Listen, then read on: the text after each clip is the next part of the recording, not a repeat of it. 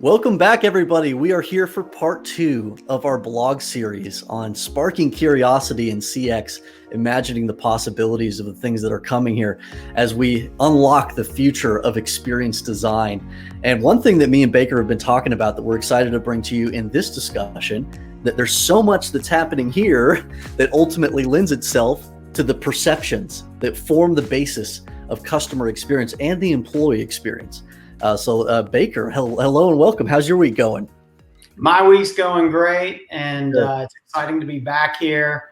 So listen, I'm going to take a more qualitative approach to the conversation today, right? When we spoke in that first part of our series, we talked about careers in CX.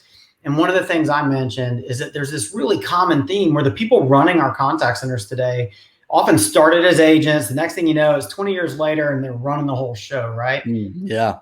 But those leaders are really the exception to the rule. So, we all know that agent turnover and attrition is one of the biggest pain points for most contact centers for a number of reasons. And it's really those kind of few rare individuals who just seem hardwired to really want to help others that thrive in that environment. They listen to customers, they know how to diffuse conflict, and somehow they're actually able to corral the resources and tools internally that are needed to actually help resolve issues. And that's why these folks kind of rise to the top, right? Yeah.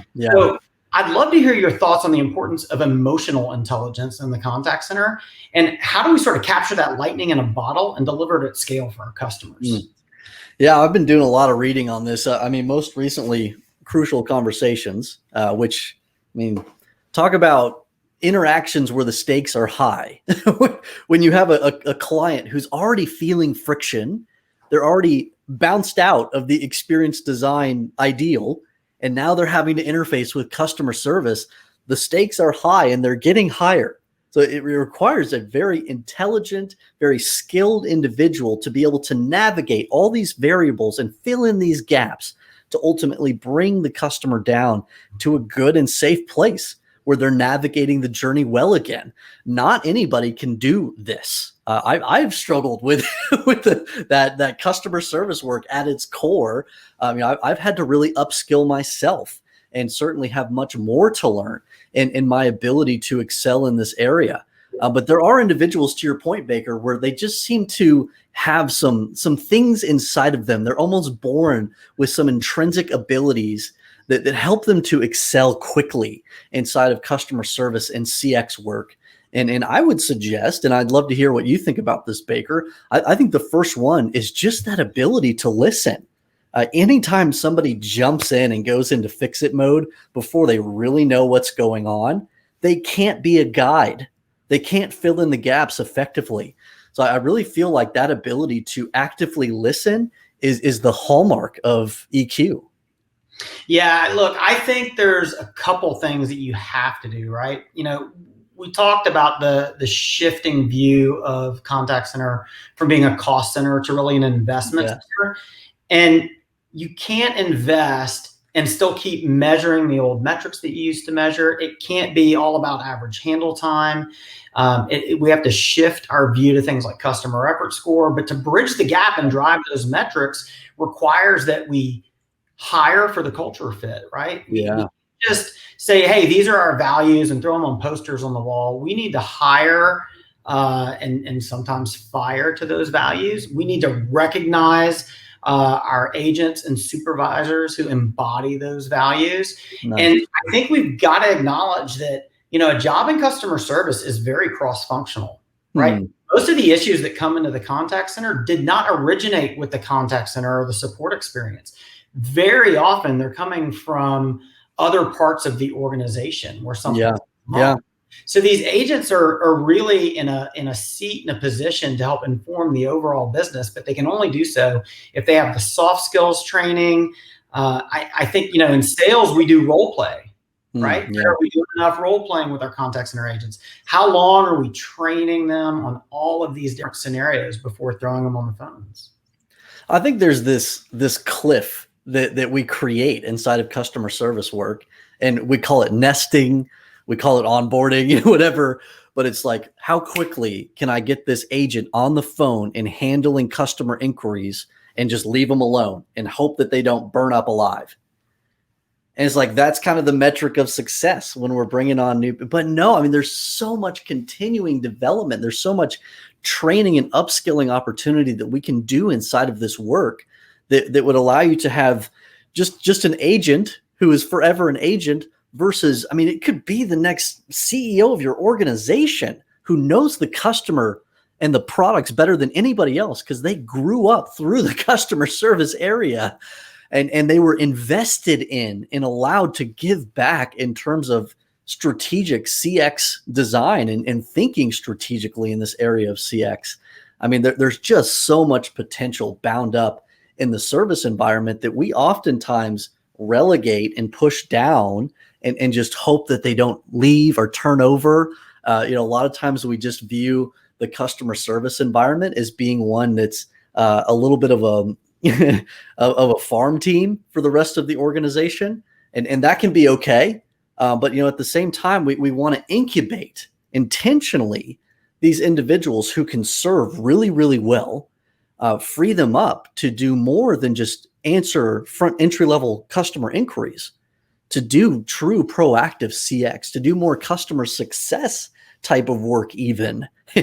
As these lines continue to blur between customer success and marketing and customer service, I mean, it creates tremendous opportunities for those that are able to think in terms of customer journeys and eliminate friction throughout of it.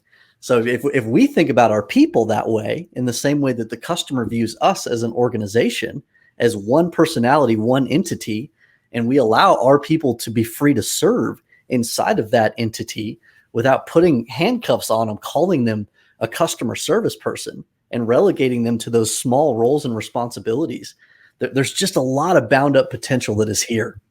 Yeah, I think something else is interesting. What I heard in all of that is what you're talking about is trained empathy, right? Okay. The ability to kind of put yourself in someone else's shoes. I think sometimes we forget that one skill set doesn't translate across all channels. No. A lot of tone and empathy are lost in textual channels like chat or email. Yeah. When you're on a voice call, I can hear your tone of voice. I know right away if you're frustrated. And then, you as a customer might interpret the way I say something better or worse, depending on my inflection, my tone of voice, my delivery. Are we training our blended agents, our dedicated agents for digital channels to over communicate as appropriate via textual channels, such that tone and empathy is evident and nothing's misconstrued? Yeah. I think as we have more and more transactional service tickets that are handled through automated channels, and the complexity continues to increase, when we have that human to human customer service experience that we're creating, we have opportunities to go deep into those. That's a gift right there. You get to connect directly with the customer. And I think that more and more, I mean, it's going to be you live on a teleconference type of situation, showing the customer how to do something, being able to emote to them and have a video call with them, things like that, where, because it's not just a quick phone call. I mean, that would have been handled in the knowledge base or through live chat or something else. If we are talking together, there's a complexity here. There's a personalization opportunity. And I want to talk to you, Baker. I want to establish this with you. I want to go deep into this. So to your point on the first one about let's move away from some average handle time. That's an efficiency metric. Let's focus on efficiency where efficiency belongs, which is in our automated channels, because people are looking to get things quickly done inside of those channels. When we're getting to engage with them in a direct conversation or even face-to-face through these video teleconferencing means and other ways, let's just really focus on how unique and special that interaction can be and how important that's going to be to generate long-term loyalty. Yeah, you made a really good point in there, which is self-service is going to be the preferred journey for most customers. Indeed. Digital channels. And what that means is if and when they're speaking to an agent, it's likely a more complex issue or an escalation. And so it becomes more important than ever that we're not just looking at the hard skills and the metrics, but we really are looking at those soft skills. No doubt. And that interaction is going to require an agent with a tremendous amount of emotional intelligence to be able to navigate through that scenario that has so much complexity loaded in, to think about things like next issue avoidance, to use an effortless experience-ism, to not just focus on the surface level thing that the customer expressed as their problem, because we all know there's more to it. The customer doesn't know what question to ask. They're seeking help. They're seeking guidance. And in order for you to be that Yoda, to be that guide for them, you've got to be smart. You've got to be smart about what the customer is experiencing and what experience you are creating for them, and ultimately marry those two things together in a way that nobody else can do. That requires a highly, highly skilled individual. But I know that we in the customer service realm can upskill to that. I know that we can. Yeah, we certainly can. I think it all starts with acknowledging that there's something to be done, right? That's a real shift from the way we've looked at hiring in the past.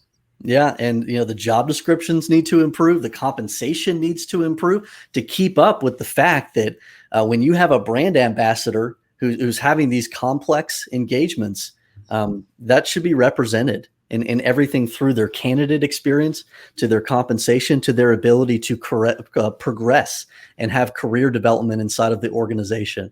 So definitely a different time for a customer service professional. This is a career, and it's a great career. Right on. Well, look, good conversation today. I'm looking forward to the next one. Awesome. Well, thank you everybody for tuning in to number 2 in our series. We'll be back next week with part 3, moving more towards that automation channel and reducing friction. We will see you next week. Thank you, everybody.